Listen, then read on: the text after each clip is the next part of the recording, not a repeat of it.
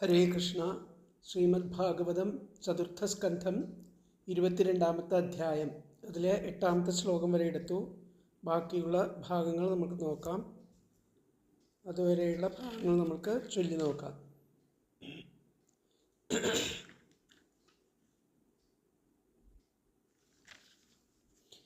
മൈത്രേയ. ഓം നമോ ഭഗവതേ വാസുദേവായ. ശ്രീമദ്ഭാഗവതേ ചതുർത്ഥസ്കന്ധേ അഥ ദ്വാവിംശോऽധ്യായഃ. മൈത്രേയ ഉവാച. ജനേഷു പ്രഗണൽസ്വേവം പൃഥും പൃഥുലവിക്രമം തത്രോപജഗ്മുർമുനയശ്ചത്വാരഃ സൂര്യവർച്ചസഃ. തസ്മൈ സിദ്ധേശ്വരാൻ രാജാൻ വ്യോമ്നോऽവതരതോർച്ചിഷാ ലോകാനപാപാൻ കുർവത്യ സാനുഗോചഷ്ടലക്ഷിതാൻ തദ്ദർശനാദ്ഗതാൻ പ്രാണാൻ പ്രത്യാദിൽസുരിവോത്ഥിതഃ സസദസ്യാനുഗോ വൈന്യ ഇന്ദ്രിയേഷോ ഗുണാനിവ ഗൗരവാദ്യന്ത്രിതഃ സഭ്യഃ പ്രശ്രയാനതകന്ധരഃ വിധിവത് പൂജയാഞ്ചക്രേ ഗൃഹീതാധ്യർഹണ ആസനാൻ തത്പാദശൗചസലിലൈർമാർജിതാളകബന്ധനഃ തത്ര ശീലവതാം വൃത്തമാചരൻ മാനയന്നിവ ഹാടകാസന ആസീനാൻ സ്വധിഷ്ണ്യേഷ്വ പാവകാൻ ശ്രദ്ധാസംയമസംയുക്ത പ്രീതപ്രാഹ ഭവാഗ്രജാൻ. പൃഥുരുവാച. അഹോ ആചരിതം കിം മേ മംഗളം മംഗളായനാഃ യസ്യ വോ ദർശനം ഹ്യാസിത് ദുർദർശാനാം ച യോഗിഭിഃ കിം തസ്യ ദുർലഭതരമിഹ ലോകേ പരത്ര ച യസ്യ വിപ്രാ പ്രസീദന്തി ശിവോ വിഷ്ണുശ്ച സാനുഗഃ. ഇവരെയാണ് നമ്മൾ എടുത്തത്. അടുത്ത ശ്ലോകം 9-ാമത്തെ. നൈവ ലക്ഷയതേ ലോകോ ലോകാൻ പര്യടതോപിയാൻ യഥാ സർവദൃശം സർവ ആത്മാനം യേസ്യ ഹേതവഃ. നൈവ ലക്ഷയതേ ലോകോ ലോകാൻ പര്യടതോപിയാൻ യഥാ സർവദൃശം സർവ ആത്മാനം യേസ്യ ഹേതവഃ. ലോകങ്ങളെല്ലാം ചുറ്റി സഞ്ചരിക്കുന്നവരാണെങ്കിലും എപ്രകാരം എല്ലാം ദർശിക്കുന്ന ആ ആത്മസ്വരൂപനെ ആരും ദർശിക്കുന്നില്ലയോ.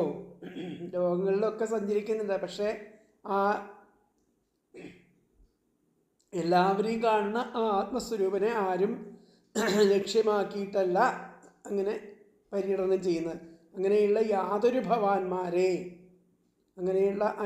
ഭവാന്മാരെ ലോകം ദർശിക്കുന്നില്ല. അങ്ങനെയുള്ള ഈ സിദ്ധേശ്വരന്മാരാരും ദർശിക്കുന്നില്ല. യാതൊരു ഭവാന്മാർ ഈ ആത്മദർശനത്തിന് ഹേതുഭൂതരും ആണ്. എന്നാൽ ഇവരാകട്ടെ, ഈ സിദ്ധേശ്വരന്മാരായിരിക്കും സനകാദികൾ, ആത്മദർശനത്തിന് ഹേതുഭൂതരാണ്. അവരെ കണ്ടാൽ, അവരുടെ ഉപദേശം കേട്ടാലൊക്കെ ആത്മദർശനത്തിന് അത് ഉപകരിക്കുന്ന ആ ഒരു സത്സംഗം നമുക്ക് ലഭിക്കുന്നതാണ്. അങ്ങനെയുള്ള ആ സനകാദികളെയാണ് ആ പൃഥ്വിമഹാരാജാവ് അവിടെ കാണുന്നത്, സ്വീകരിച്ച്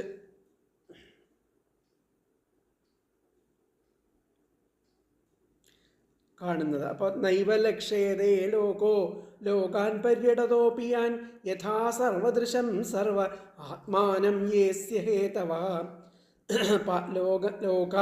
ലോകങ്ങളെല്ലാം പര്യടതഃ അപി ചുറ്റി സഞ്ചരിക്കുന്നവരാണെങ്കിലും യഥാ എപ്രകാരം സർവദൃശം എല്ലാം ദർശിക്കുന്ന ആത്മാനം ആത്മസ്വരൂപനെ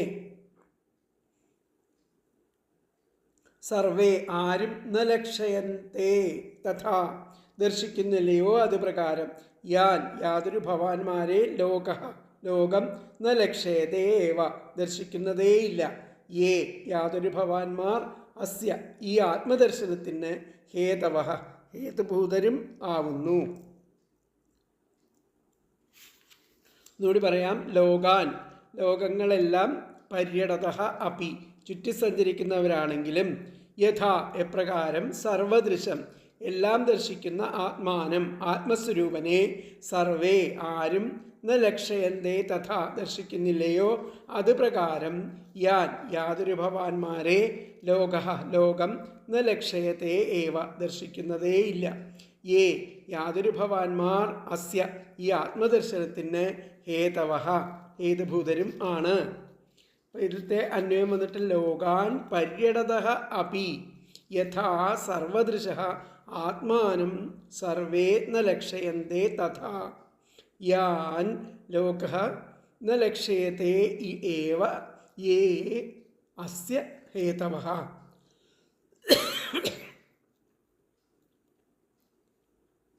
എന്നൂടി പറയാൻ ലോകാൻ പര്യടതഃ അപി യഥാ സർവദൃശം ആത്മാനം സർവേ ന ലക്ഷയന്തേ തഥാ യാൻ ലോകഃ ന ലക്ഷയത്തെ ഏവ യേ അസ്യ ഹേതവഃ. ലോകങ്ങളെല്ലാം ചുറ്റി സഞ്ചരിക്കുന്നവരാണെങ്കിലും ഈ സനകാദികൾ എപ്രകാരം എല്ലാം ദർശിക്കുന്ന ആത്മസ്വരൂപനെ ആരും കാണുന്നില്ലയോ ദർശിക്കുന്നില്ലയോ അത് പ്രകാരം യാതൊരു ഭവാന്മാരെ ആ ലോകം ദർശിക്കുന്നതേയില്ല. എന്നാൽ അവർ ആത്മദർശനത്തിന് ഹേതുഭൂതർ ആണ്.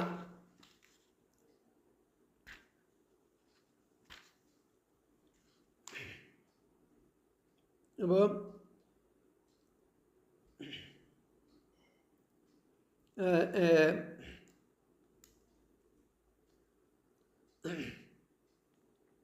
ഭവാന്മാർ ലോകം മുഴുവൻ സഞ്ചരിക്കുന്നവരാണ്. എന്നാൽ ആ സർവവ്യാപിയായിരിക്കുന്ന ആത്മാവിനെ ആരും നേരിട്ടത് കാണാത്തതുപോലെ ഭവാന്മാരെയും ലോകർ കാണുന്നില്ല എന്നുള്ളതാണ് ഈ ശ്ലോകത്തിൽ പറഞ്ഞിരിക്കുന്നത്. അപ്പോൾ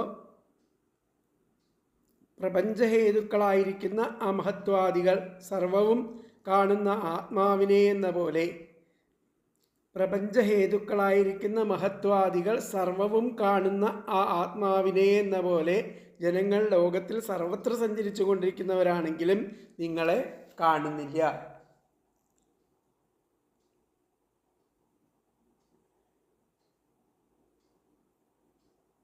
അപ്പോൾ എല്ലാവർക്കും ആ പരമപുരുഷാർത്ഥത്തെ സാധിപ്പിക്കുവാനുള്ള കാരുണ്യത്തോടുകൂടെ ലോകത്തിലെങ്ങും സഞ്ചരിക്കുന്നവരാണ് നിങ്ങളെങ്കിലും അത്രത്തോളം ആ പ്രഭാവം നിങ്ങൾക്കുണ്ടെന്ന് ആ ലോകവാസികളെല്ലാം അറിയുന്നില്ല. ഏതുപോലെ എന്നാൽ ഈ ലോകത്തിൻ്റെ സൃഷ്ടിയാദികൾക്ക് കൂടെ കാരണഭൂതന്മാരായിരിക്കുന്ന ബ്രഹ്മവാദികൾ കൂടെ ആ പരമാർത്ഥം അറിയുന്നില്ല, ആ ഭഗവാന്റെ പരമാർത്ഥം അറിയുന്നില്ല. അതുപോലെ ദുർദർശന്മാരാണ്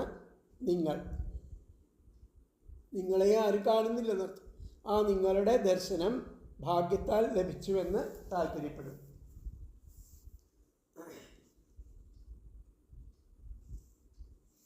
ലോകോ ലോകാൻ പര്യടതോപി ലോകാലോകങ്ങളിലൊക്കെ സഞ്ചരിക്കുന്നവരാണെങ്കിൽ കുടിയാൻ നൈവ നിങ്ങളെ ആരും ലക്ഷജ്ഞാതവ്യ നിങ്ങൾ ആരാണെന്ന് ആരും നിങ്ങളെ അറിയുന്നില്ല, നിങ്ങളെ ആരും അറിയുന്നില്ല എന്നർത്ഥം.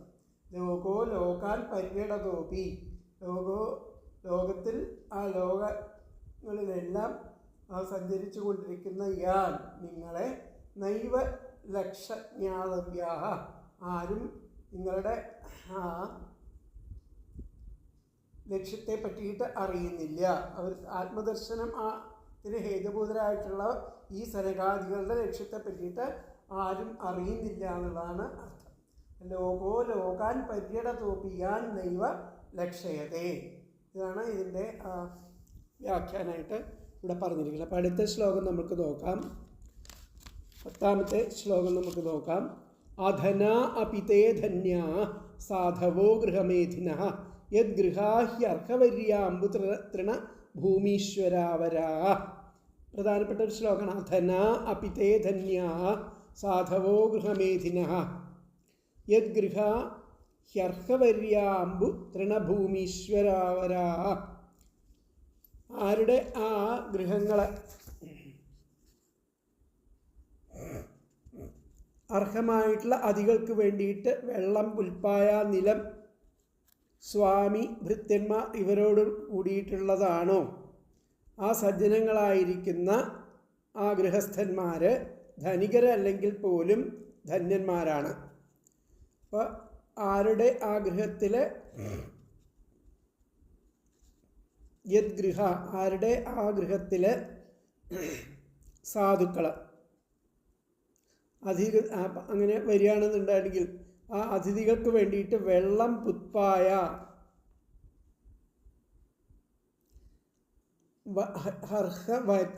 ഹർഹ്യവര്യാമ്പു തൃണഭൂമീശ്വരാവരാ എന്നാണ് പറഞ്ഞിരിക്കുന്നത്. അതായത് അർഹരായ ആരുടെ ഗൃഹങ്ങൾ അർഹരായിരിക്കുന്ന അതിഥികൾക്ക് വേണ്ടിയിട്ട് സാധവോ ഹ്യർഹ വര്യാമ്പു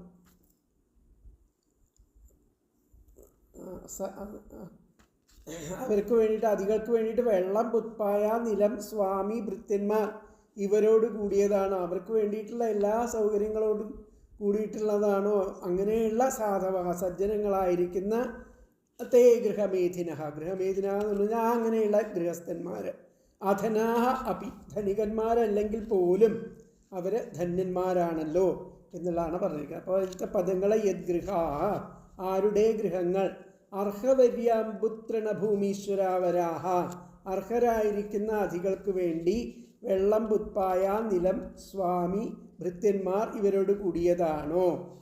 സാധവ സജ്ജനങ്ങളായിരിക്കുന്ന തേ ഗൃഹമേധിന ആ ഗൃഹസ്ഥന്മാർ അധനാ അപി ധനികന്മാരല്ലെങ്കിൽ പോലും ധന്യാഹ ഹി ധന്യന്മാരാണല്ലോ. എന്നിട്ട് പറയാം യദ്ഗൃഹാഹ ആരുടെ ഗൃഹങ്ങൾ അർഹവര്യാമ്പു തൃണഭൂമീശ്വരാവരാഹ അർഹരായ അതിഥികൾക്ക് വേണ്ടിയിട്ട് വെള്ളം പുത്പായ നിലം സ്വാമി ഭൃത്യന്മാർ ഇവരോട് കൂടിയതാണോ. സാധവ സജ്ജനങ്ങളായിരിക്കുന്ന തേ ഗൃഹമേധിന ആ ഗൃഹസ്ഥന്മാർ അധനാഹ അപി ധനികന്മാർ അല്ലെങ്കിൽ പോലും ധന്യാഹ അപി ധന്യരാണല്ലോ. അപ്പോൾ അതിൽ തന്വയം വന്നിട്ട് യദ്ഗൃഹാഹ അർഹവര്യാമ്പുത്രണഭൂമീശ്വരാവരാഹ സാധവ തേ ഗൃഹമേധിന അധനാഹ അപി ധന്യാഹ ഹി.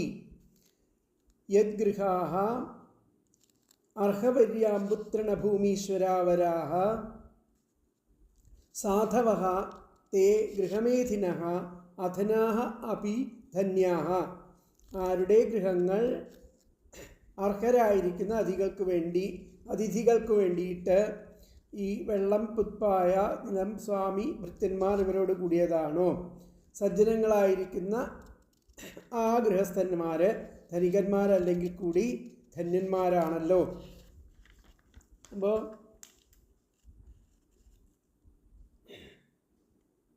ലോകർ വിശിഷ്ടരായിട്ടുള്ള അതികളെ കാൽ കഴുകിപ്പാനും അതുപോലെ പുല്ലുകൊണ്ടുള്ള ആസനം കൊടുത്തിരുത്തുവാനും ഭൃത്യന്മാരടക്കമുള്ളവർക്ക് അവരുടെ ആ സംഭാഷണം നടത്തുവാനും സന്ദർഭം ലഭിച്ചാൽ ആ ഗൃഹസ്ഥൻ ദരിദ്രനെങ്കിലും ധന്യൻ ആകുന്നു.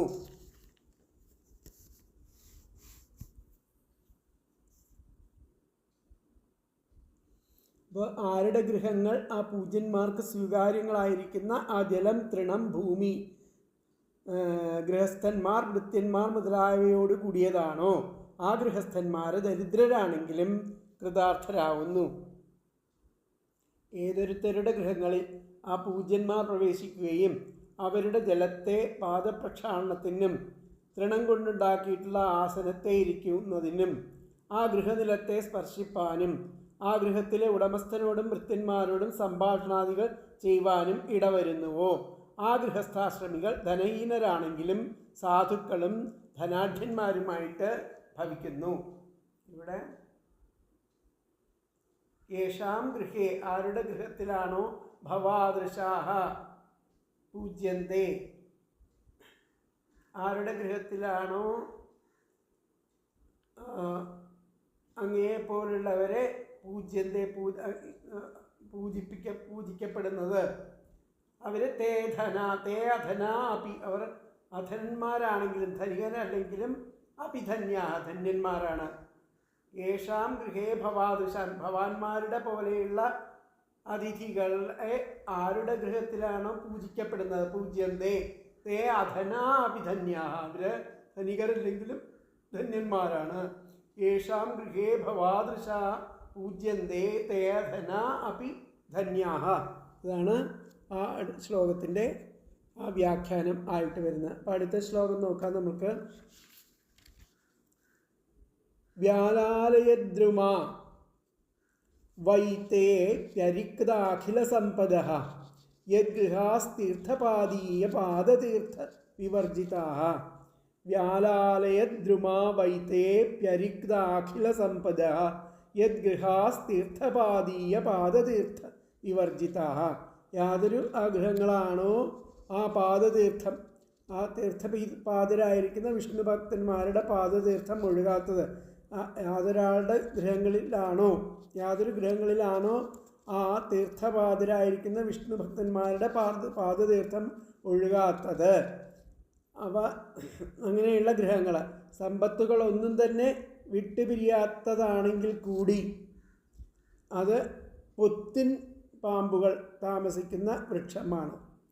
പാമ്പുകൾ താമസിക്കുന്ന പൊത്തിൽ പാമ്പുകൾ താമസിക്കുന്ന വൃക്ഷമാണെന്നർത്ഥം. എത്ര നല്ലതാണെങ്കിലും പാമ്പാണ് അതിനുള്ളിൽ വസിക്കുന്നുണ്ടാവുക എന്നർത്ഥം. യദ്ഗൃഹാഹ, യാതൊരു ഗൃഹങ്ങളാണോ തീർത്ഥപാദീയ ആ തീർത്ഥപാദീയ പാദതീർത്ഥ വിവർജിതാഹ, തീർത്ഥപാദന്മാരായിരിക്കുന്ന വിഷ്ണു ഭക്തന്മാരുടെ പാദതീർത്ഥം ഒഴുകാത്തത്, തേ അവ അരിക്താഖില സമ്പദഃ അപി, സമ്പത്തുകളൊന്നും തന്നെ വിട്ടുപിരിയാത്തതാണെങ്കിൽ കൂടി വ്യാലാലയദ്രുമാഹ വൈ, പൊത്തിൽ പാമ്പുകൾ, വ്യാലാലയദ്രുമാ പൊത്തിൽ പാമ്പുകൾ വസിക്കുന്ന വൃക്ഷം അതുപോലെയുള്ളതാണ് അർത്ഥം. ഒന്നുകൂടി പറയാം. യദ്ഗൃഹാഹ, യാതൊരു ഗൃഹങ്ങളാണോ തീർത്ഥപാദീയ പാദതീർത്ഥ വിവർജിതാഹ, തീർത്ഥപാദന്മാരായിരിക്കുന്ന വിഷ്ണു ഭക്തന്മാരുടെ പാദതീർത്ഥം ഒഴുകാത്തത്, യാതൊരാളുടെ ഗൃഹങ്ങളിലാണോ ആ തീർത്ഥപാദീയ പാദതീർത്ഥ വിവർജിതാഹ, തീർത്ഥപാദരായിരിക്കുന്ന വിഷ്ണു ഭക്തന്മാരുടെ പാദതീർത്ഥം ഒഴുകാത്തത്, തേ അവരുടെ, അല്ലെങ്കിൽ തേ അവ, അങ്ങനെയുള്ള ഗ്രഹങ്ങൾ.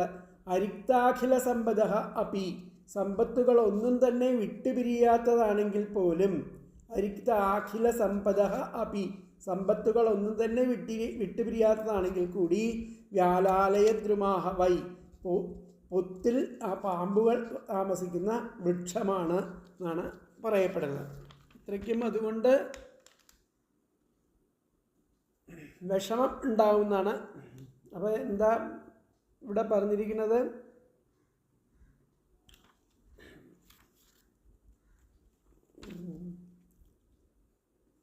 അപ്പോൾ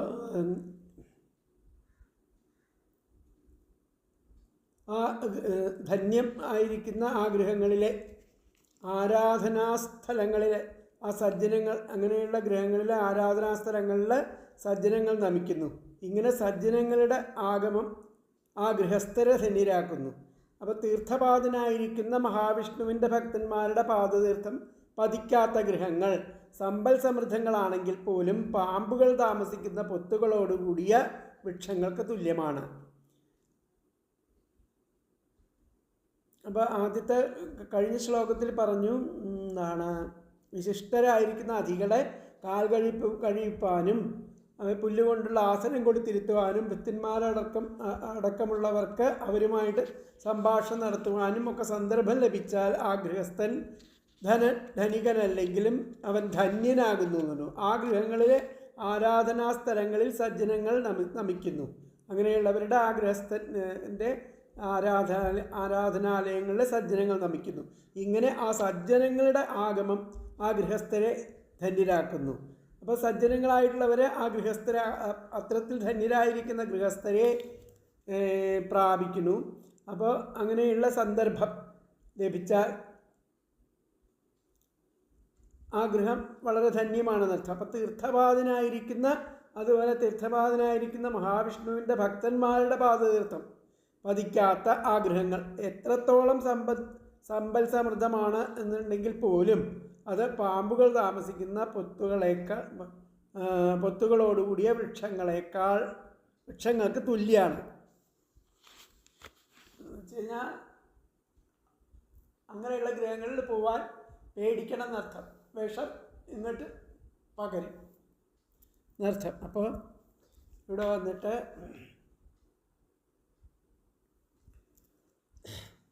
പരമഭക്തന്മാരുടെ പാദതീർത്ഥം പുരളാൻ കഴിയാത്ത ആഗ്രഹങ്ങൾ ഐശ്വര്യപൂർണ്ണങ്ങളാണെങ്കിലും സർപ്പങ്ങൾ കുടികൊള്ളുന്ന മരങ്ങൾ പോലെ സേവിക്കാൻ കൊള്ളാത്തതാണ് അങ്ങനെയുള്ള ആഗ്രഹങ്ങൾ. യാതൊരു ഭഗവാന്റെ പാദസ്പർശം നിമിത്തം ഗംഗാനദിക്ക് സകല പാപങ്ങളെയും തീർക്കുവാനുള്ള ആ വൈഭവം ലഭിച്ചിരിക്കുന്നുവോ, ആ തീർത്ഥപാദനായിരിക്കുന്ന ഭഗവാന്റെ പാദപത്മങ്ങളെ ആശ്രയിച്ചിരിക്കുന്ന നിങ്ങളെപ്പോലെയുള്ള മഹാന്മാരുടെ പാദപ്രക്ഷാളനം ചെയ്ത തീർത്ഥങ്ങളുടെ സ്പർശനം ലഭിക്കാതിരിക്കുന്നവരുടെ ഗൃഹങ്ങളിൽ സർവസമ്പത്തുകൾ നിറഞ്ഞിരുന്നാലും സർപ്പങ്ങളുടെ വാസസ്ഥാനങ്ങളായിരിക്കുന്ന വൃക്ഷങ്ങൾ എന്ന പോലെ അവ ഭയങ്കരങ്ങളാകുന്നു എന്നാണ് പറഞ്ഞിരിക്കുന്നത്. അപ്പോൾ ഇന്നത്തെ വ്യാഖ്യാനം വന്നിട്ട് നോക്കാം. ഹേ മുനയഃ, അല്ലയോ മുനിമാരെ, യുഷ്മാകം സ്വാഗതം യതോ ഭവാദൃശ പാദതീർത്ഥവർജിതാഃ, അവിടെ നിങ്ങളെപ്പോലെയുള്ള അങ്ങയെപ്പോലുള്ള സജ്ജനങ്ങളായിട്ടുള്ളവരുടെ പാദതീർത്ഥവർജിതാഃ, പാദതീർത്ഥങ്ങളെ വർജിക്കണ ഗൃഹസ്ഥേ അങ്ങനെയുള്ള ഗൃഹസ്ഥന്മാരെ സർപ്പനിവാസസ്ഥാന സദൃശാനി, അങ്ങനെയുള്ള ഗൃഹസ്ഥാനങ്ങൾ സർപ്പനിവാസമായിരിക്കുന്ന സ്ഥാനങ്ങൾക്ക് സദൃശമാണ്. സർപ്പനിവാസസ്ഥാന സദൃശ ജ്ഞാതവ്യ, അങ്ങനെയുള്ള സ്ഥലങ്ങൾ സർപ്പങ്ങൾ താമസിക്കുന്ന സ്ഥലമായിട്ട് അറിയണം. ഭവാദൃശ പാദതീർത്ഥവർജിതാഃ, അങ്ങനെപ്പോലുള്ള അല്ലെങ്കിൽ സനകാദികളെ പോലെയുള്ള മുനീശ്വരന്മാരുടെ വിഷ്ണുഭക്തന്മാരുടെ തീർത്ഥങ്ങളെ വർജിക്കപ്പെട്ട ഗൃഹങ്ങൾ, ഈ ഗൃഹാസ്തേ അങ്ങനെയുള്ളവരുടെ ഗൃഹങ്ങൾ, അങ്ങനെയുള്ള വീടുകൾ സർപ്പം നിവസിക്കുന്ന സ്ഥലങ്ങളായിട്ട് സർപ്പനിവാസസ്ഥാന സദൃശ, സർപ്പം നിവസിക്കുന്ന സ്ഥാനത്തിന് സദൃശമായിട്ട് കണക്കാക്കിയിട്ട് അറിയണം, അതിനെ അറിയണം. ജ്ഞാതവ്യാഹ. അപ്പോൾ അടുത്ത വ്യാഖ്യാനം വന്നിട്ട് ഭവാദൃശപാദതീർത്ഥവർജിതാഃ യേ ഗൃഹാസ്തേ സർപ്പനിവാസസ്ഥാന സദൃശാഃ ജ്ഞാതവ്യാഃ എന്നുള്ളതാണ് ആ ശ്ലോകത്തിൻ്റെ വ്യാഖ്യാനം ആയിട്ട് പറഞ്ഞിരിക്കുന്നത്. അപ്പോൾ അടുത്ത ശ്ലോകം നമുക്ക് നോക്കാം. അടുത്ത ശ്ലോകം 12ാമത്തെ ശ്ലോകം. സ്വാഗതം വോ ദ്വിജശ്രേഷ്ഠ യദ്വ്രതാനി മുമുക്ഷവഃ പരന്തി ശ്രദ്ധയാ ധീരാ ബാലാ ഏവ ബൃഹന്തി ച. സ്വാഗതം വോ ദ്വിജശ്രേഷ്ഠ യദ്വ്രതാനി മുമുക്ഷവഃ ചരന്തി ശ്രദ്ധയാ ധീരാ ബാലാ ഏവ ബൃഹന്തി ച. അല്ലയോ ബ്രാഹ്മണശ്രേഷ്ഠന്മാരെ, സനകാദി മഹർഷിമാരെ സംബോധന ചെയ്യുകയാണ്.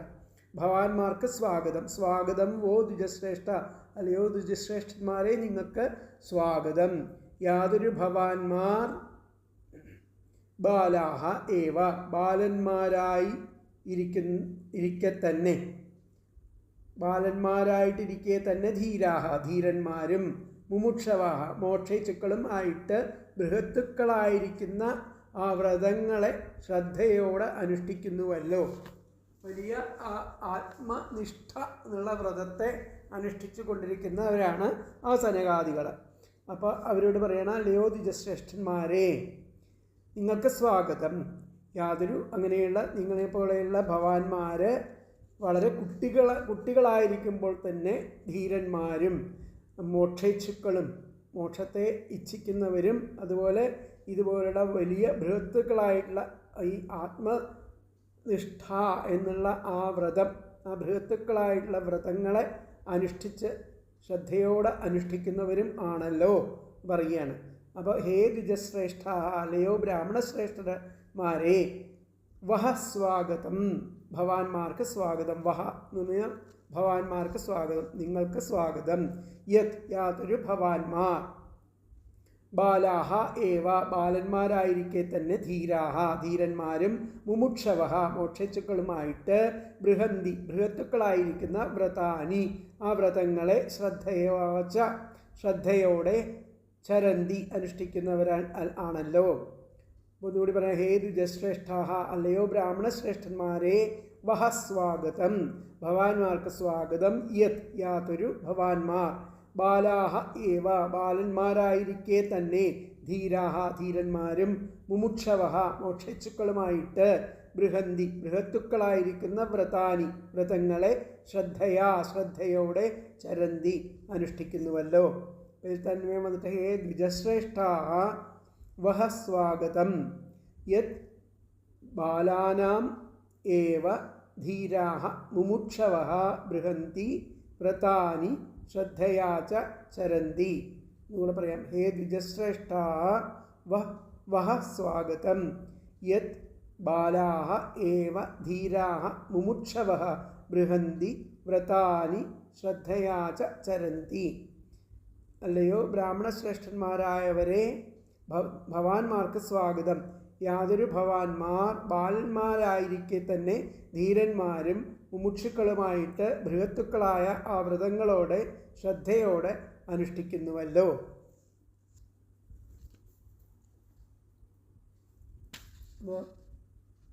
ദ്വിജശ്രേഷ്ഠന്മാരെ, നിങ്ങൾക്ക് സ്വാഗതം.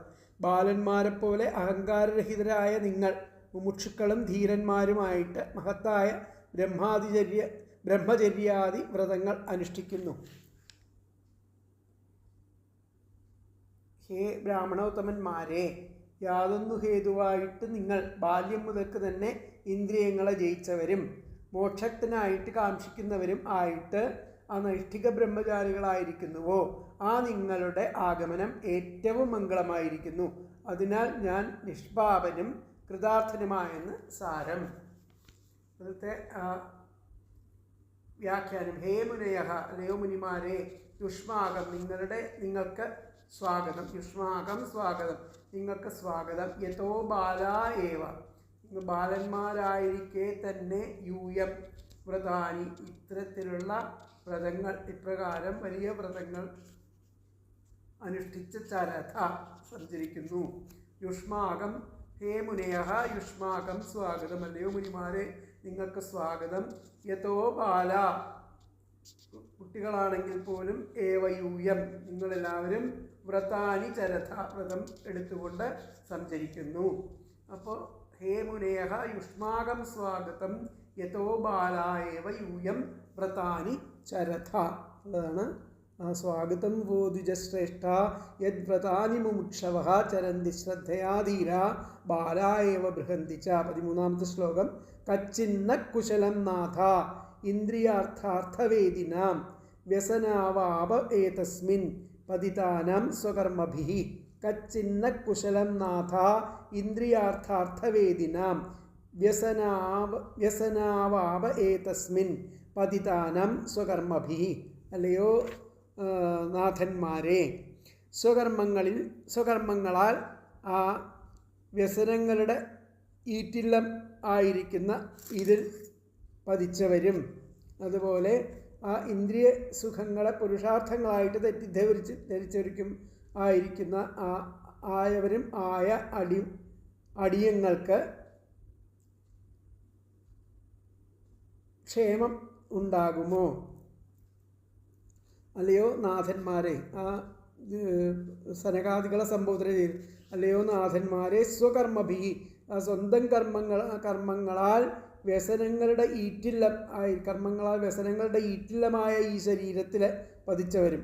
അതാണ് കച്ചിന്ന കുശലം നാഥ ഇന്ദ്രിയാർത്ഥാർത്ഥവേദിനാം വ്യസനാവാപ ഏതസ്മിൻ. ആ വ്യസനങ്ങളുടെ ഈറ്റില്ലമായിരിക്കുന്ന ഇതിൽ പതിച്ചവരും, അതുപോലെ ഇന്ദ്രിയാർത്ഥാർത്ഥവേദിന, ആ ഇന്ദ്രിയ സുഖങ്ങളെ പുരുഷാർത്ഥങ്ങളായിട്ട് തെറ്റിദ്ധരിച്ചവരും, ഇന്ദ്രിയ സുഖങ്ങളെ പുരുഷാർത്ഥം ആയിട്ട് തെറ്റിദ്ധരിച്ചവരുമായിരിക്കുന്ന അടിയങ്ങൾക്ക് ക്ഷേമം എപ്പോഴാണ് ഉണ്ടാവുക? കച്ചിന്ന കുശലം നാഥ, എപ്പോൾ ക്ഷേമം ഉണ്ടാവും എന്നുള്ളതാണ് ചോദിക്കുന്നത്. കച്ചിന്ന കുശലം നാഥ ഇന്ദ്രിയാർത്ഥാർത്ഥവേദിനാം വ്യസനാവാപയേതസ്മിൻ പതിതാനാം സ്വകർമ്മഭി.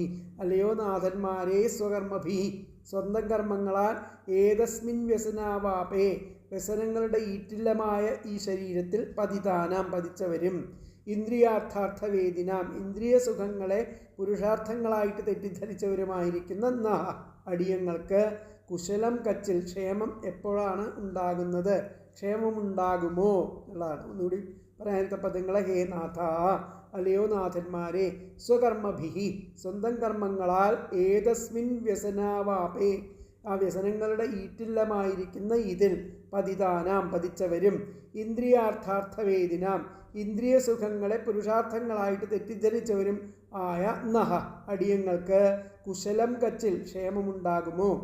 അപ്പോഴത്തെ അന്വയം വന്നിട്ട് ഹേ നാഥ സ്വകർമ്മഭി ഏതസ്മിൻ വ്യസനാവാപേ പതിതാനാം ഇന്ദ്രിയാർത്ഥാർത്ഥവേദിനാം നഹ കുശലം കച്ചിൽ. ഹേ നാഥ സ്വകർമ്മഭി ഏതസ്മിൻ വ്യസനാവാപേ പതിതാനാം ഇന്ദ്രിയാർത്ഥവേദിനാം നഹ കുശലം കച്ചിൽ. അല്ലയോ നാഥന്മാരെ, സ്വകർമ്മങ്ങളിൽ ആ വ്യസനങ്ങളുടെ ഈറ്റില്ലം ആയിരിക്കുന്ന ഇതിൽ സ്വന്തം കർമ്മങ്ങളാൽ ആ വ്യസനങ്ങളുടെ ഈറ്റില്ലമായ ഈ ശരീരത്തിൽ പതിച്ചവരും ഇന്ദ്രിയ സുഖങ്ങളെ പുരുഷാർത്ഥങ്ങളായിട്ട് തെറ്റിദ്ധരിച്ചിരിക്കുന്നവരുമായിരിക്കുന്ന അടിയങ്ങൾക്ക് എപ്പോൾ ക്ഷേമമുണ്ടാകും എന്നുള്ളതാണ് ചോദ്യം. അപ്പോൾ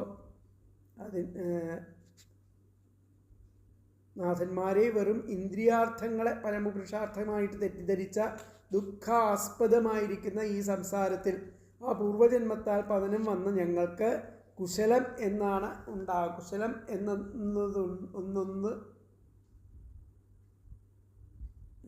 എന്താ പറഞ്ഞിരിക്കുന്നത്, ജന്മത്തിൽ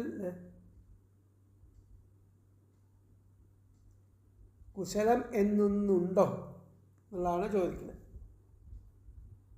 ഹേ നാഥന്മാരെ, ശ്രോത്രാദികളായിരിക്കുന്ന ഇന്ദ്രിയങ്ങളെ സുഖിപ്പിക്കുന്ന ആ ശബ്ദാദി വിഷയങ്ങളുടെ ലാഭം തന്നെ പുരുഷാർത്ഥം പ്രാപ്തി എന്ന് വിശ്വസിച്ചിരിക്കുന്ന മൂഢന്മാരും ജന്മാന്തര കർമ്മങ്ങളുടെ പ്രാബല്യം നിമിത്തം പഞ്ചക്ലേശങ്ങളുടെ ഉത്ഭവസ്ഥാനവും ആയിരിക്കുന്ന ഈ സംസാരത്തിൽ അകപ്പെട്ടിരിക്കുന്നവരുമായിരിക്കുന്ന ഞങ്ങൾക്ക് കുശലം എന്നൊന്ന് ഉണ്ടോ എന്നുള്ളതാണ് ചോദിക്കുന്നത്.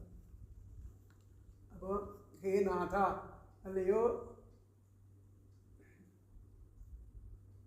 മഹർഷിമാരെ, ദുഃഖ സംസാരേ സ്വകർമ്മഭി ഈ ദുഃഖമാകുന്ന സംസാരത്തിൽ സ്വന്തം കർമ്മങ്ങളാൽ പതിതാനാം സംസാരത്തിൽ പതിച്ച നഹ നമുക്ക് കുശലം കച്ചിൽ എപ്പോഴാണ് ആ ക്ഷേമം ഉണ്ടാവുന്നതിനർത്ഥം.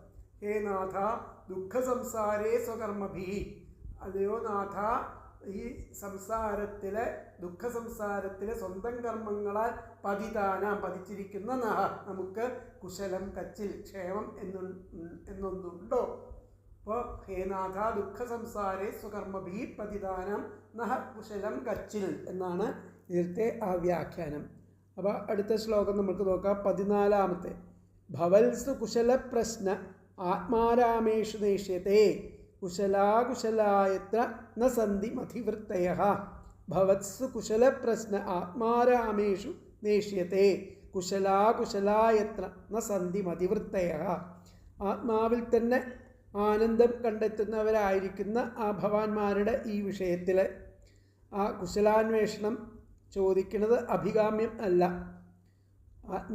ആത്മസന്ധാനം ചെയ്യുന്ന നിങ്ങളുടെ കാര്യത്തിൽ ഇപ്രകാരം ഒരു കുശലാന്വേഷണത്തിൻ്റെ ആവശ്യം ഇല്ലെന്നർത്ഥം. യാതൊരുവരിൽ ആ ക്ഷേമം എന്നും അക്ഷേമം എന്നുമുള്ള ആ മനോവൃത്തികൾ ഉണ്ടാവുകയില്ല. നിങ്ങളുടെ ആ മനസ്സിൽ ക്ഷേമമെന്നോ അക്ഷേമമെന്നോ എന്നുള്ള അവസ്ഥകളൊന്നും അവിടെ ഉദിക്കുന്നില്ല. അത് സാധാരണക്കാരായ മനുഷ്യരിൽ മാത്രം വരുന്നതാണ് ഈ സുഖവും ദുഃഖവും എന്നൊക്കെ തുടങ്ങിയിട്ടുള്ള ക്ഷേമവും അക്ഷേമവും എന്നൊക്കെ തുടങ്ങിയിട്ടുള്ള അവസ്ഥകൾ. അപ്പോൾ ഇതിലത്തെ പദങ്ങൾ നോക്കുക. ആത്മാരാമേഷു ആത്മാവിൽ തന്നെ ആനന്ദം കണ്ടെത്തുന്നവരായിരിക്കുന്ന ഭവൽസു ഭവാന്മാരുടെ വിഷയത്തിലാകട്ടെ. സംസാരികളുടെ വിഷയത്തിലാണെങ്കിൽ ഇതൊക്കെ പ്രശ്നമാണ്. ആത്മാരാമേഷു ആത്മാവിൽ തന്നെ ആനന്ദം കണ്ടെത്തുന്നവരായിരിക്കുന്ന നിങ്ങളുടെ ആ വിഷയത്തിൽ ഈ കുശല പ്രശ്നം ചോദിക്കുക നയിഷ്യത അത് ഒരു അഭികാമ്യമായിട്ടുള്ള നിങ്ങൾക്ക് സുഖമാണോ അല്ലെങ്കിൽ നിങ്ങൾക്ക് ദുഃഖമാണോ ഒക്കെ ചോദിക്കുന്നത് ഒരു അഭികാമ്യമല്ലാത്ത വൃത്തിയാണ്. അപ്പോൾ എത്ര ആ യാതൊരുവിൽ അങ്ങനെയുള്ളവരിൽ കുശലാഹ ആ ക്ഷേമമെന്നും അക്ഷേമം എന്നും കുശല അകുശല അതാണ് ക്ഷേമമെന്നും അക്ഷേമമെന്നുമുള്ള മതിവൃത്തേഹ മനോവൃത്തികൾ ന സന്തി ഒരിക്കലും ഉണ്ടാവുന്നില്ല. അടുത്ത പദങ്ങൾ ആത്മാരാമേഷു ആത്മാവിൽ തന്നെ ആനന്ദം കണ്ടെത്തുന്നവരായ ഭവത്സു ഭവാന്മാരുടെ വിഷയത്തിൽ കുശലപ്രശ്ന കുശലാന്വേഷണം നയിഷ്യത്തെ അഭികാമ്യം അല്ല എത്ര അങ്ങനെയുള്ളവരിൽ കുശലാകുശലാഹ ക്ഷേമമെന്നും അക്ഷേമമെന്നുമുള്ള മതിവൃത്തേഹ മനോവൃത്തികൾ ന സന്ധി ഉണ്ടാകുന്നില്ല. പഴുത്ത അന്വയം വന്നിട്ട് ആത്മാരാമേഷു ഭവത്സു കുശലപ്രശ്ന ന ഇഷ്യത്തെ യത്ര കുശലാകുശലാ മതിവൃത്തയ ന സന്തി. എന്നൂടി പറയാം. ആത്മാരാമേഷു ഭവത്സു കുശലപ്രശ്ന ന ഇഷ്യത്തെ യത്ര കുശലാകുശലാ മനോവൃത്തയ ന സന്തി. ആത്മാവിൽ തന്നെ ആനന്ദം കണ്ടെത്തുന്നവരായിരിക്കുന്ന ഭവാന്മാരുടെ വിഷയത്തിൽ കുശലാന്വേഷണം അഭികാമ്യമല്ല. യാതൊരുവരിൽ ആ ക്ഷേമമെന്നും അക്ഷേമമെന്നുമുള്ള അമനോവൃത്തികൾ ഒരിക്കലും ഉണ്ടാകുന്നില്ല. ആത്മാരാമന്മാരായ ഭവാന്മാരോട് കുശലം അന്വേഷിക്കേണ്ട കാര്യം ഇല്ല. എന്തുകൊണ്ടെന്നാൽ കുശലം അകുശലം എന്ന വിധത്തിലുള്ള മനസ്സിൻ്റെ ഭിന്ന വൃത്തികൾ തന്നെ ഭവാന്മാരിൽ ഇല്ലാത്തതാണ്. അപ്പോൾ വന്നിരിക്കുന്നവരോട് കുശലമോ എന്ന ചോദ്യം, സൗഖ്യമോ എന്നുള്ള ചോദിക്കുക ലോകത്തിൻ്റെ മര്യാദ ആയിരിക്കെ, ലോകത്തിൽ ചെന്നിട്ടുണ്ടാണെങ്കിൽ ലോകത്തിൽ വന്നാൽ ആൾക്കാരോട് അത് ചോദിക്കണം, നിങ്ങൾക്ക് സുഖമാണോ, മര്യാദയായിരിക്കും. ആ വിധം ചെയ്യാതെ തനിക്ക് സുഖമില്ലെന്നുള്ള നിവേദനം യുക്തമല്ലല്ലോ എന്നുള്ള ആ ആക്ഷേപത്തെ പരിഹരിക്കുകയാണ് അവിടെ. അപ്പോൾ ആത്മാനന്ദത്തിൽ അനവരതം മുഴുകിയിരിക്കുന്ന നിങ്ങളോട് കുശലമോ എന്നുള്ള ചോദ്യം യുക്തമല്ല. എന്തുകൊണ്ടെന്നാൽ കുശലം അകുശലം സുഖം ദുഃഖം എന്നുള്ള ആ കൽപ്പനകൾ മനസ്സിൻ്റെ വ്യാപാര ഭേദങ്ങളാകുന്നു. അപ്പോൾ നിങ്ങളുടെ മനസ്സ് ആ ആത്മാനന്ദത്തിൽ മുഴുകിയിരിക്കുന്നതിനാൽ ഈ ലൗകിക സുഖദുഃഖങ്ങളെ സങ്കല്പിക്കുന്നതിന് അത് കർത്താവല്ല. അപ്പോൾ നിങ്ങളോട് കുശലപ്രശ്നം അഭികാമ്യം അല്ല എന്നുള്ളതാണ് അവിടെ വരുന്നത്. ഇതിലത്തെ വ്യാഖ്യാനം വന്നിട്ട് നോക്കാം. ഭവത്സു കുശലപ്രശ്നോ ന യോഗ്യ. നിങ്ങളോട് കുശലം പ്രശ്നം ചോദിക്കുന്നത് അത് നിങ്ങൾക്ക് യോജിച്ചതല്ല. എത്ര കുശലാകുശലാവൃത്തയോ, നിങ്ങളിൽ ആ കുശലം അകുശലം എന്ന വൃത്തികൾ ഇല്ല തന്നെ. നിങ്ങളിൽ ആ കുശലാകുശലാവൃത്തയോ നഹ ഇല്ല തന്നെ. ഭവത്സു കുശലപ്രശ്നോ ന യോഗ്യ. നിങ്ങളോട് കുശലപ്രശ്നം ചോദിക്കുന്നതിന് ഒട്ടും യോഗ്യമല്ലാത്തതാണ്. കാരണം എത്ര കുശലാകുശല വൃത്തയോ, നിങ്ങളിൽ അകുശലം എന്നുള്ള വൃത്തികൾ നഹ ഇല്ല തന്നെ. അപ്പോൾ അടുത്ത വ്യാഖ്യാനം വന്നിട്ട് ഭവത്സ് കുശലപ്രശ്നോ ന യോഗ്യ എത്ര കുശലാകുശല വൃത്തയോ ന ഉള്ളതാണ് അവിടെ വന്നിരിക്കുന്നത്. അപ്പോൾ അതാണ് ഭവത്സു കുശലപ്രശ്ന ആത്മാരാമേഷു നേഷ്യത്തെ കുശലാകുശലായത്ര ന സന്തി മതിവൃത്തയ. അടുത്ത ശ്ലോകം 15ാമത്തെ ശ്ലോകം. തദഹം കൃതവിശ്രംഭ സുഹൃദോ വസ്തപസ്വിനാം സംപൃച്ഛേ ഭവയേതസ്മിൻ ക്ഷേമ കേനാഞ്ജസാ ഭവേത്. തദഹം കൃതവിശ്രംഭ സുഹൃദോ വസ്തപസ്വിനാം സംപൃച്ഛേ ഭവയേതസ്മിൻ ക്ഷേമ കേനാഞ്ജസാ ഭവേത്. അപ്പോൾ അതിനാൽ ഈ സംസാരത്തിലെ ക്ഷേമം എന്ന അവസ്ഥ എങ്ങനെ എളുപ്പത്തിൽ സാധ്യമാകും? അതുകൊണ്ട് ഈ സംസാരത്തിൽ ലോകത്തിലുള്ള ജീവന്മാർക്ക് എങ്ങനെ ക്ഷേമം ഉണ്ടാവും എന്നുള്ളതാണ് ചോദിക്കുന്നത്. തസ്മാൽ അതിനാൽ ഏതസ്മിൻ ഈ സംസാരത്തിൽ ക്ഷേമത്തിൻ്റേതായിരിക്കുന്ന അവസ്ഥ ക്ഷേമ കേന എങ്ങനെ എളുപ്പത്തിൽ അഞ്ജസാ ഭവേത് ഉണ്ടാവും എന്നുള്ളതാണ് ചോദിക്കുന്നത്. സന്താപം അനുഭവിക്കുന്നവരുടെ സന്താപം അനുഭവിക്കുന്നവരുടെ ഉറ്റബന്ധുക്കളായിരിക്കുന്ന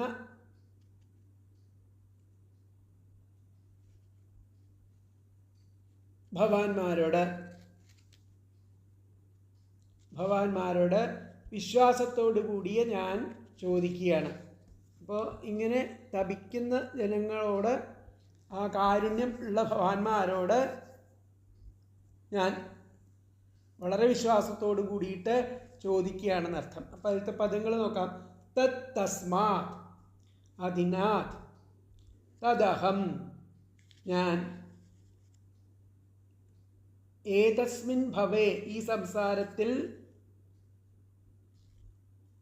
ക്ഷേമഃ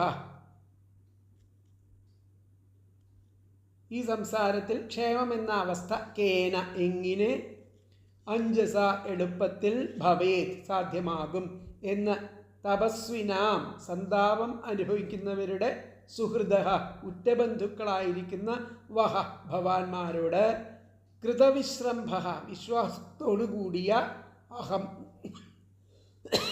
ഞാൻ, സംപൃഷ്ടേ ചോദിക്കുന്നു.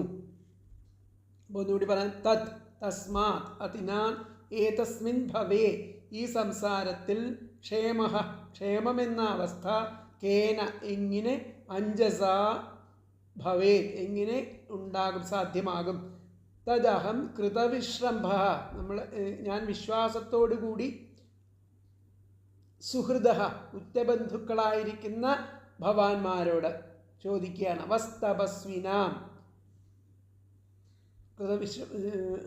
അപ്പോൾ സുഹൃദഃ ഉറ്റബന്ധുക്കളായിരിക്കുന്ന, വഹ ഭവാന്മാരോട്, കൃതവിശ്രംഭ വിശ്വാസത്തോടു കൂടിയിട്ട്, അഹം ഞാൻ, സംപൃച്ഛേ ചോദിക്കുന്നു. ഒന്നുകൂടെ പറയാം. തതഃ തസ്മാത് അതിനാൽ, ഏതസ്മിൻ ഭവേ ഈ സംസാരത്തിൽ, ക്ഷേമഃ ക്ഷേമമെന്ന അവസ്ഥ, കേന എങ്ങനെ, അഞ്ജസ എളുപ്പത്തിൽ, ഭവേൽ സാധ്യമാകും എന്ന്, തപസ്വിനാം സന്താപം അനുഭവിക്കുന്നവരുടെ, സുഹൃദഃ ഉറ്റബന്ധുക്കളായിരിക്കുന്ന, വഹ ഭവാന്മാരോട്, കൃതവിശ്രംഭ വിശ്വാസത്തോടു കൂടിയ, അഹം ഞാൻ, സംപൃച്ഛേ ചോദിക്കുന്നു. തത് തസ്മാത് ഏതസ്മിൻ ഭവേ ക്ഷേമഃ കേന അഞ്ജസാ ഭവേത് തപസ്വിനാം സുഹൃദഃ വഹ കൃതവിശ്രംഭ അഹം സംപൃച്ഛേ. അപ്പോൾ ഒന്നുകൂടി പറയാൻ തന്മയം. തത് തസ്മാത് ഏതസ്മിൻ ഭവേ ക്ഷേമഃ കേന അഞ്ജസാ ഭവേത് തപസ്വിനാം സുഹൃദഃ വഹ കൃതവിശ്രംഭ അഹം സംപൃച്ഛേ. അതിനാൽ ഈ സംസാരത്തിൽ ക്ഷേമമെന്ന അവസ്ഥ എങ്ങനെ എളുപ്പത്തിൽ സാധ്യമാകും എന്ന് അനുഭവിക്കുന്നവരുടെ ഔറ്റബന്ധുക്കളായിരിക്കുന്ന ഭവാന്മാരോട് വിശ്വാസത്തോടു കൂടിയ ഞാൻ ചോദിക്കുന്നു എന്നുള്ള പറയുകയാണ്. അപ്പം മഹാബ്രാഹ്മണരെ ഭവാന്മാർക്ക് സ്വാഗതം അരുളുന്നു.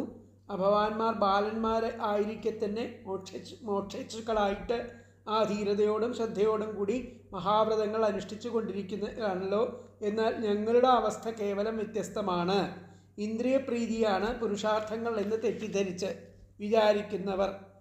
വിചാരിക്കുന്നവരും പ്രാരബ്ധകർമ്മങ്ങളുടെ ഫലമായിട്ട് അദുഃഖഭൂയിഷ്ടമായിരിക്കുന്ന ഈ സംസാരത്തിൽ പതിച്ചിരിക്കുന്നവരുമായ ഞങ്ങൾക്ക് കേവലം കുശലം എന്ന അവസ്ഥ എങ്ങനെ കൈവരും? ആത്മാരാമന്മാരായിരിക്കുന്ന ഭവാന്മാർക്ക് ദ്വന്ദ്വഭാവം ഇല്ലായാൽ കുശലം അകുശലം എന്നിങ്ങനെ അഭേദഭാവം ഇല്ല. അത്തരക്കാരോട് കുശലപ്രശ്നം ചെയ്യുന്നത് ഉചിതമാവുകയില്ല. എങ്കിലും ലോകമര്യാദയ്ക്കനുസരിച്ച് കുശലം ചോദിക്കുന്നുവെന്ന് ഭാവം. ഈ തത്വങ്ങളിൽ ദൃഢവിശ്വാസത്തോടു കൂടിയിരിക്കുന്ന ഞാൻ ഈ സംസാരത്തിൽ വലയുന്നവർക്ക് പെട്ടെന്ന് ശ്രേയസ്സുണ്ടാവാൻ മാർഗമെന്തെന്ന് ആ ദുഃഖിതരുടെ സുഹൃത്തുക്കളായിരിക്കുന്ന ഭവാന്മാരോട് ചോദിക്കുകയാണ്. അതാണ് ഈ ശ്ലോകത്തിൻ്റെ അർത്ഥം വരുന്നത്. അപ്പോൾ ആത്മാരാമന്മാരായ ഭവാന്മാരോട് കുശലം അന്വേഷിക്കേണ്ട കാര്യമില്ല. എന്തുകൊണ്ടെന്നാൽ കുശലം അകുശലം എന്ന വിധത്തിലുള്ള മനസ്സിൻ്റെ ഭിന്നവൃത്തികൾ തന്നെ ഭവാന്മാരിലില്ല. അതിനാൽ ഞാൻ വിശ്വാസപൂർവം ഈ സംസാരത്തിൽ വിഷമം കൂടാതെ ക്ഷേമം ഉണ്ടാകും എന്ന് ആ തപസ്വികളുടെ സുഹൃത്തായിരിക്കുന്ന നിങ്ങളോട് ചോദിക്കുന്നു. അപ്പോൾ നിങ്ങൾ ആത്മാനന്ദത്തിൽ രമിക്കുന്നവർ ആയതുകൊണ്ട് ലോകത്തിൽ ദുഃഖിതന്മാരായവരുടെ സുഹൃത്തുക്കളാണല്ലോ. ഈ സംസാരത്തിലകപ്പെട്ടിരിക്കുന്നവർ ഏതുവിധം പ്രവർത്തിച്ചാൽ ആയാസം കൂടാതെ ക്ഷേമത്തെ പ്രാപിക്കും എന്ന സംഗതിയെക്കുറിച്ച് നിങ്ങളോട് വിശ്വാസപൂർവം ചോദിച്ചു കൊള്ളുന്നു. അതാണ് ഇവിടെ പറയുന്നത്. അതിൻ്റെ വ്യാഖ്യാനം അസ്മിൻ ഭവേ, അതുകൊണ്ട് ഈ ലോകത്തിലെ ക്ഷേമം കേന ഭവേ, ക്ഷേമം എങ്ങനെ ഉണ്ടാവും, തദ് യുഷ്മാൻ അത് നിങ്ങളോട് പൃച്ഛാമി ചോദിക്കുന്നു.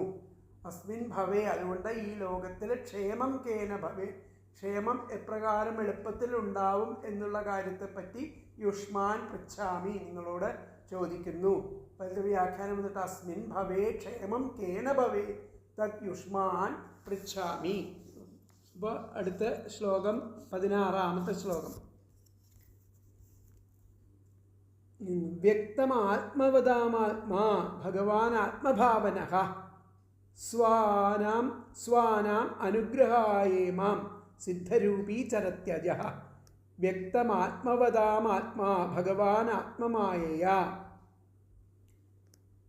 സ്വാനാമനുഗ്രഹായേമാം സിദ്ധരൂപീ പരത്യജഃ. ആത്മജ്ഞാനികളുടെ ആത്മാവും ആത്മവതാം ആത്മജ്ഞാനികളുടെ ആത്മാവും ആത്മസ്വരൂപത്തെ പ്രകാശിപ്പിക്കുന്നവനും ആത്മഭാവനഃ ആത്മസ്വരൂപത്തെ പ്രകാശിപ്പിക്കുന്നവനും അജഃ ജന്മാദിഭാവങ്ങളില്ലാത്തവനുമായിരിക്കുന്ന ഭഗവാൻ ഇവിടെ സ്വാനാം സ്വന്തം ഭക്തന്മാരെ അനുഗ്രഹത്തിനായിട്ട് അനുഗ്രഹായ യോഗി സിദ്ധരൂപി യോഗീശ്വരൻ്റെ രൂപത്തിൽ സഞ്ചരിക്കുന്നു. ഇത് വ്യക്തമാണ്. ഇതി വ്യക്തം, ഇത് ഇവിടെ വ്യക്തമാണെന്നർത്ഥം. അപ്പോൾ വ്യക്തമാത്മവതാമാത്മാ ഭഗവാൻ ആത്മഭാവന.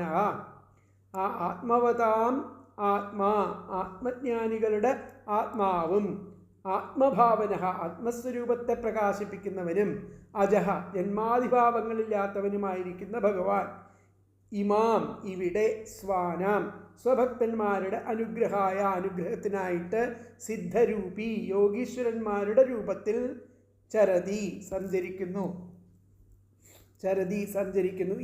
ഇത് വ്യക്തം എന്നത് വ്യക്തമാണ്. അതാണ് വ്യക്തം.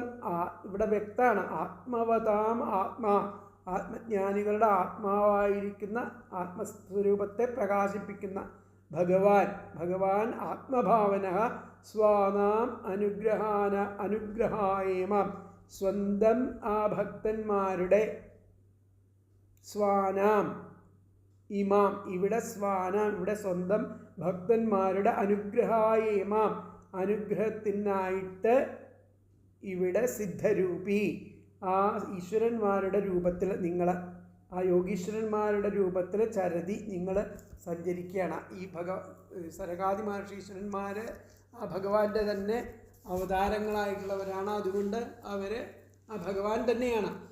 ഭഗവാൻ ഇവിടെ നിങ്ങളായിട്ട് സഞ്ചരിക്കുകയാണ് ചെയ്യണമെന്നർത്ഥം. അപ്പോൾ ആത്മവതാം ആത്മജ്ഞാനികളുടെ ആത്മാവും ആത്മഭാവന ആത്മസ്വരൂപത്തെ പ്രകാശിപ്പിക്കുന്നവരും അജഹ ജന്മാദിഭാവങ്ങളില്ലാത്തവനും ആയിരിക്കുന്ന ഭഗവാൻ ആ ഭഗവാൻ ഇമാം ഇവിടെ സ്വാനാം സ്വന്തം ഭക്തന്മാരുടെ അനുഗ്രഹത്തിനായിട്ട് സിദ്ധരൂപി യോഗീശ്വരന്മാരുടെ രൂപത്തിൽ ചരതി സഞ്ചരിക്കുന്നു. ഇതി വ്യക്തം എന്നത് വ്യക്തമാണ്. ഒന്നുകൂടി പറയാം. ആത്മവതാം ആത്മജ്ഞാനികളുടെ ആത്മാവും ആത്മഭാവന ആത്മസ്വരൂപത്തെ പ്രാപിക്കുന്നവനും പ്രകാശിപ്പിക്കുന്നവനും അജഹ ജന്മാദിഭാവങ്ങളില്ലാത്തവനുമായിരിക്കുന്ന ഭഗവാൻ ആ ഭഗവാൻ ഇമാം ഇവിടെ സ്വാനാം സ്വഭക്തന്മാരുടെ അനുഗ്രഹത്തിനായിട്ട് സിദ്ധരൂപി യോഗീശ്വരന്മാരുടെ രൂപത്തിൽ ചരതി സഞ്ചരിക്കുന്നു. ഇതി വ്യക്തം എന്നത് വ്യക്തമാണ്. അപ്പോൾ അത് തന്വയം വന്നിട്ട് ആത്മവതാം ആത്മഭാവന അജഹ ഭഗവാൻ ഇമാം സ്വാനാം അനുഗ്രഹായ സിദ്ധരൂപി ചരതി ഇതി വ്യക്തം.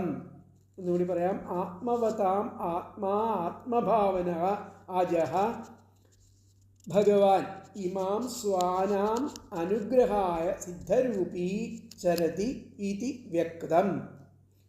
ആത്മജ്ഞാനികളുടെ ആത്മാവും ആത്മസ്വരൂപത്തെ പ്രകാശിപ്പിക്കുന്നവനും ജന്മാദിഭാവങ്ങളില്ലാത്തവനുമായിരിക്കുന്ന ഭഗവാൻ ഇവിടെ സ്വന്തം ഭക്തന്മാരുടെ അനുഗ്രഹത്തിനായിട്ട് യോഗീശ്വരന്മാരുടെ രൂപത്തിൽ സഞ്ചരിക്കുന്നു എന്നത് വ്യക്തം. ഈ തത്വങ്ങളിൽ അപ്പോൾ ഇവിടെ പറഞ്ഞിരിക്കുന്ന ആത്മജ്ഞാനികളുടെ ആത്മാവിനെ പ്രകാശിപ്പിക്കുന്നവനും ജന്മാതി ഷഡ്ഭാവരഹിതനും ഭഗവാനുമായിരിക്കുന്ന മഹാവിഷ്ണു സിദ്ധന്മാരുടെ സ്വരൂപം സ്വീകരിച്ച് ഭക്തന്മാരെ അനുഗ്രഹിപ്പാനായിട്ട് സഞ്ചരിക്കുന്നവരായിട്ട് ഭഗവാന്മാരെ കണക്കാക്കുന്നു എന്നർത്ഥം. ബ്രാഹ്മണർ പ്രത്യക്ഷ ദേവതകളാണെന്ന് ശ്രുതിപ്രമാണം ഉണ്ട്. ഏതേ വൈ ദേവാഹ പ്രത്യക്ഷം യത് ബ്രാഹ്മണാ സർവാ ദേവതാഹ. ശതപഥ ബ്രാഹ്മണത്തിൽ പറയുന്നുണ്ട് 8ാമത്തെ ശ്ലോകത്തിൽ.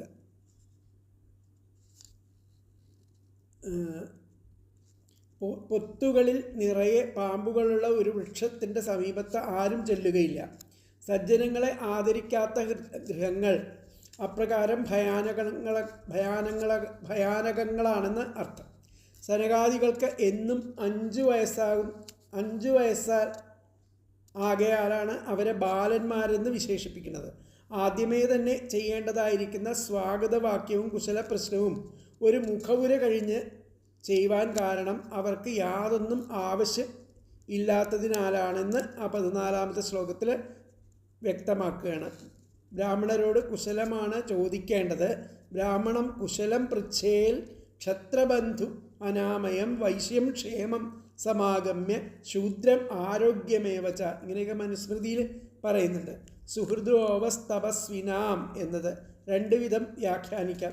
സംസാര ദുഃഖം കൊണ്ട് തപിക്കുന്നവരെ സുഹൃത്തുക്കളെ എന്നും തപസ്വികളുടെ അഥവാ മഹർഷിമാരുടെ സുഹൃത്തുക്കളെന്നും, സുഹൃദോപസ്തപസ്വിനാം എന്നത് 2 വിധം വ്യാഖ്യാനം. സംസാര ദുഃഖങ്ങളെ കൊണ്ട് തപിക്കുന്നവരുടെ സുഹൃത്തുക്കളെന്നും തപസ്വികളുടെ അഥവാ മഹർഷിമാരുടെ സുഹൃത്തുക്കളെന്നും ആ ഭഗവാന്. തപസ്സന്താപേ എന്ന ധാതുവിന് ചൂടാവുക, ശോഭിക്കുക, ഇങ്ങനെയുള്ള അർത്ഥങ്ങളൊക്കെ ഉണ്ട്. ഈ ധാതുവിൽ നിന്നും ഉത്പന്നമാണ് തപസ്വി എന്നത്. തപസ്സിന് കായക്ലേശം പ്രധാനമാകിയാൽ ആ ശബ്ദം രൂഢി ആണ്. അപ്പം തപശ്ചാ സാധാരണധർമ്മോ വാനപ്രസ്ഥാനോ കായക്ലേശപ്രധാനത്വാത് തപശബ്ദസ്യ തത്ര രൂഢേ. ബ്രഹ്മസൂത്രത്തിൽ പറയുന്നുണ്ട്. ഏതസ്മിൻ ഭവേ കേന ക്ഷേമഃ അഞ്ജസാ ഭവേത് എന്ന 15ാമത്തെ ശ്ലോകത്തിലെ പ്രശ്നമാണ് മുഖ്യം. അതിനുള്ള ഉത്തരമാണ് സനൽകുമാരാദി മഹർഷിമാർ ഇവിടെ ഉപദേശിക്കുന്നത്. അപ്പോൾ ആത്മവസ്തുക്കളുടെ ആത്മാവായും ആത്മഭാവനയായുമുള്ള ജന്മരഹിതരായ ഭഗവാന്മാരുടെ അനുഗ്രഹത്തിനായിട്ട് സിദ്ധന്മാരുടെ വേഷമെടുത്ത് ഈ ഭൂമിയിൽ സഞ്ചരിക്കണു എന്ന് പറഞ്ഞു. അപ്പോൾ ദുഃഖിതന്മാരുടെ സുഹൃത്തുക്കളാണെന്ന് നിശ്ചയിച്ച് ആണെന്നാൽ നിങ്ങൾ സാക്ഷാൽ ഭഗവാന്റെ അവതാരമൂർത്തികളാകുന്നു. ഭഗവാൻ തന്നെ സേവ്യനെന്ന് സർവാത്മനാ നിശ്ചയിച്ചിരിക്കുന്നവർക്ക് ആത്മസ്വരൂപത്തെ കാട്ടിക്കൊടുക്കുന്നവനും പ്രാകൃതന്മാരെ പോലെ ജന്മാദി വികാരങ്ങളില്ലാത്തവരുമായിരിക്കുന്ന ശ്രീ ഭഗവാൻ തന്നെ സിദ്ധന്മാരായ നിങ്ങളുടെ സ്വരൂപത്തോടുകൂടി ആ സ്വജനാനുഗ്രഹത്തിന് വേണ്ടിയിട്ട് വെളിവായിട്ട് ഈ ഭൂമിയിൽ സഞ്ചരിക്കുകയാകുന്നു. ഇതിലെ വ്യാഖ്യാനം നോക്കാം. യതോ ഭക്താനാം അനുഗ്രഹായ, നിങ്ങൾ ഭക്തന്മാരുടെ അനുഗ്രഹത്തിനായിട്ട് സിദ്ധരൂപി നിത്യം സിദ്ധരൂപികളായിട്ട് നിത്യം ചരതി സഞ്ചരിക്കുന്നു എന്നർത്ഥം. യതോ ഭക്താനാം അനുഗ്രഹായ, ഇപ്രകാരം നിങ്ങൾ ഭക്തന്മാരുടെ അനുഗ്രഹത്തിനായിട്ട് സിദ്ധരൂപികളായിട്ട് സിദ്ധരൂപി നിത്യം ചരതി. അപ്പം എന്താ വ്യാഖ്യാനം? യതോ ഭക്താനാം അനുഗ്രഹായ സിദ്ധരൂപി നിത്യം ചരതി. ഇതാണ് ഈ ശ്ലോകത്തിൻ്റെ വ്യാഖ്യാനം. ബാക്കി അടുത്ത ക്ലാസ്സിൽ. ഹരേ കൃഷ്ണ.